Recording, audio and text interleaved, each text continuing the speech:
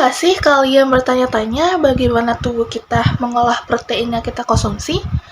Apakah tubuh langsung memanfaatkan semua protein yang masuk atau ada proses yang lebih kompleks di balik itu semua? Halo semua, perkenalkan nama aku Gabriela Sativa Sianipar dengan NIM 2023 Di video ini, saya akan membahas secara lengkap metabolisme asam amino, mulai dari pengertian dasar, proses pencernaan, penyerapan, sirkulasi, utilisasi, protein turnover, dan hingga bagaimana tubuh memanfaatkan asam amino dalam berbagai fungsi. Dan tentu saja kita juga akan membahas gangguan metabolisme asam amino yang bisa mempengaruhi kesehatan tubuh loh. Jadi pastiin kalian menonton video ini sampai habis ya. Pertama-tama mari kita pahami dulu nih, apa itu asam amino? Secara sederhana, asam amino adalah senyawa organik yang memiliki peran utama dalam membangun protein. Jadi, asam amino ini bisa dibilang seperti batu bata yang membangun berbagai struktur penting di tubuh kita, mulai dari otot, enzim, hormon, dan jaringan tubuh lainnya. Terdapat sekitar 20 jenis asam amino yang digunakan di tubuh kita nih, yang terbagi menjadi kategori pertama adalah asam amino esensial yang tidak dapat diproduksi oleh tubuh dan harus diperoleh dari makanan. Contohnya seperti leusin, lisin, dan metioni. Yang kategori kedua adalah asam amino non-esensial yang dapat diproduksi oleh tubuh seperti alanin dan glutamat. Sebenarnya nih ya, meskipun tubuh kita bisa memproduksi asam amino non-esensial, kita tetap membutuhkan asam amino esensial dari makanan kita setiap hari loh. Tanpa asam amino esensial ini, tubuh tidak akan bisa membangun protein dengan sempurna. Asam amino ini sangat penting sekali dalam berbagai proses biologis, seperti pertumbuhan, pemeliharaan jaringan tubuh, bahkan nih ya, untuk sumber energi jika tubuh sedang dalam kondisi kekurangan energi nih. Jadi bisa dikatakan asam amino adalah komponen vital dalam tubuh kita.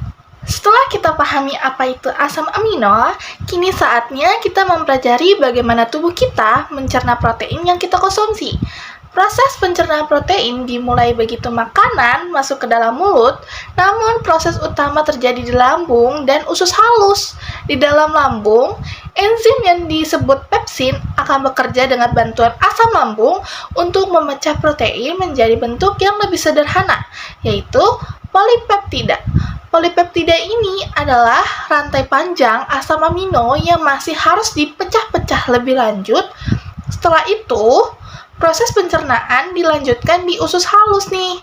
Di sini, enzim yang lebih kuat seperti tripsin dan kimotripsin yang diproduksi oleh pankreas akan memecah polipeptida menjadi asam amino individual. Proses ini tuh sangat penting karena hanya tubuh dapat menyerap dan memanfaatkan protein loh.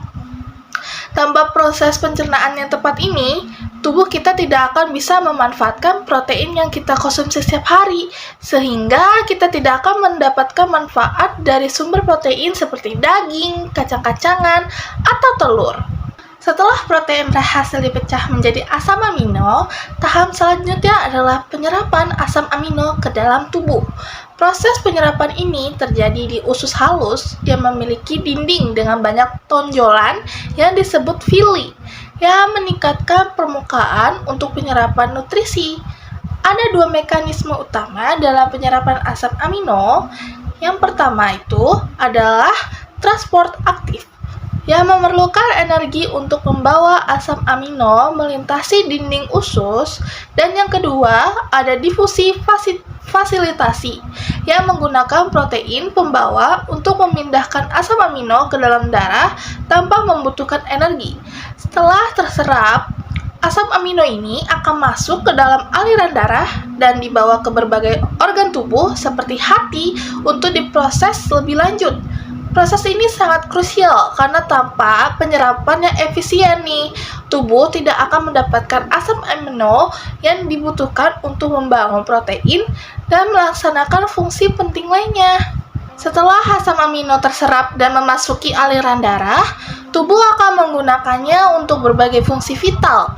Asam amino ini didistribusikan ke berbagai bagian tubuh dan ada beberapa fungsi utama yang sangat penting loh, seperti sintesis protein baru, termasuk hormon, enzim, dan protein struktural lainnya. Contohnya nih, protein kolagen yang membangun jaringan kulit dan tulang. Yang kedua, ada produksi energi, di mana asam amino tertentu akan mengalami proses deaminisasi di hati untuk diubah menjadi energi saat tubuh membutuhkan cadangan energi tambahan. Yang ketiga, ada pemeliharaan jaringan tubuh seperti otot, kulit, dan rambut. Otot kita misalnya terdiri dari berbagai protein yang berasal dari asam amino yang kita konsumsi. Hati memiliki peran yang sangat amat penting dalam mengatur keseimbangan asam amino di dalam tubuh, karena ia juga bertanggung jawab untuk mengubah beberapa asam amino menjadi bentuk yang dapat digunakan oleh tubuh atau membuangnya jika ada yang kelebihan nih. Terus ada proses distribusi dan pemanfaatan asam amino ini memastikan tubuh kita tetap dalam kondisi sehat dan berfungsi dengan baik, terutama dalam hal pertumbuhan nih dan pemeliharaan jaringan tubuh. Tubuh kita tidak hanya membangun protein loh, tetapi juga secara terus-menerus melakukan protein turnover, yaitu proses di mana protein lama yang sudah tidak berfungsi atau rusak akan dihancurkan dan digantikan dengan protein baru. Proses protein turnover ini sangat penting sekali untuk berbagai alasan seperti yang pertama, regenerasi sel dan jaringan, terutama dalam proses penyembuhan luka atau pemulihan setelah cedera. Yang kedua, menjaga keseimbangan metabolisme agar tubuh tetap berfungsi optimal dan tidak terjadi akumulasi protein yang tidak dibutuhkan nih. Yang ketiga, mencegah kehilangan massa otot yang sering terjadi saat berpuasa nih atau setelah latihan fisik yang sangat intensif. Dengan protein turnover, tubuh bisa mengganti protein otot yang rusak dengan yang baru. Protein yang sudah tidak digunakan akan dipecah oleh hati dan dibuang melalui ginjal dalam bentuk urea. Ini adalah cara tubuh kita mengelola kelebihan protein dan menjaga keseimbangan metabolisme. Namun, tidak semua orang memiliki metabolisme asam amino yang berjalan normal loh. Ada beberapa gangguan metabolisme yang bisa terjadi dan ini bisa berdampak sangat serius bagi kesehatan tubuh. Mari kita bahas beberapa contoh gangguan metabolisme asam amino. Yang pertama ada phenylketonuria atau PKU. Ini adalah penyakit genetik yang membuat tubuh tidak bisa menguraikan asam amino phenylalanin dengan benar. Phenylalanin yang menumpuk di tubuh bisa menyebabkan gangguan perkembangan otak, terutama pada bayi yang baru lahir. Solusi utama untuk mengelola PKU adalah dengan menjalani diet rendah fenilanin sepanjang hidup agar kadar fenilanin tidak menumpuk dan merusak otak. Yang kedua ada maple syrup urine disease atau MSUD. MSUD adalah gangguan metabolisme yang menyebabkan urin penderita berbau seperti sirup maple. Kondisi ini terjadi akibat ketidakmampuan tubuh untuk metabolisme asam amino rantai cabang seperti leucin, isoleucin, dan valin. Penyakit ini membutuhkan diet ketat dan pengawasan medis untuk mencegah penumpukan asam amino dalam tubuh yang bisa berakibat fatal. Yang ketiga ada hemocysteinuria. Gangguan ini terjadi ketika tubuh tidak bisa mengelola homocysteine dengan benar, yang mengarah pada penumpukan homocysteine di darah. Hal ini dapat meningkatkan resiko gangguan pembuluhan darah seperti stroke dan mengganggu perkembangan otak serta sistem saraf. Pengobatannya melibatkan suplementasi vitamin B6, B12, dan asam folat yang bisa membantu menurunkan kadar homocysteine dalam tubuh. Mengetahui gangguan-gangguan ini sangat penting agar kita bisa menjaga pola makan yang tepat dan melakukan pencegahan sejak dini. Jadi, itulah tadi pembahasan lengkap mengenai metabolisme asam amino, mulai dari pengertian asam amino hingga berbagai proses yang terjadi dalam tubuh kita.